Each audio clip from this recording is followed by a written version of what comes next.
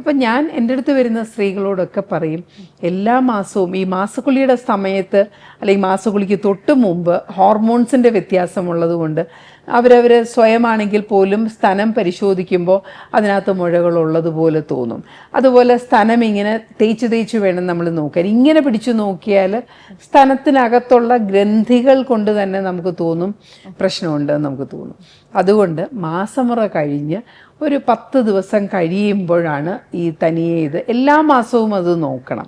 10 ദിവസം കഴിയുമ്പോൾ കണ്ണാടിയുടെ മുമ്പിൽ നിന്നിട്ട് എങ്ങനെയാണോ അത് പരിശോധിക്കേണ്ടത് ആ രീതിയിൽ 2 സ്ഥലങ്ങളും നോക്കണം. വലിപ്പത്തിൽ വ്യത്യാസം വന്നിട്ടുണ്ടോ, നിപ്പിൾ നോർമലാണോ, നിപ്പിൾ അകത്തോട്ട് കയറിപ്പോയിട്ടുണ്ടോ, അവിടുത്തെ തൊലിപ്പുറത്തിന് എന്തെങ്കിലും വ്യത്യാസമുണ്ട്. അതുപോലെ തന്നെ നമ്മുടെ കക്ഷവും നമ്മൾ പരിശോധിച്ച് നോക്കണം. കാര്യം ഇവിടെ ഒരു മുഴ വന്നാൽ അത് സ്പ്രെഡ് ചെയ്ത് ഈ കക്ഷത്ത് കഴലകളുണ്ടാവാം.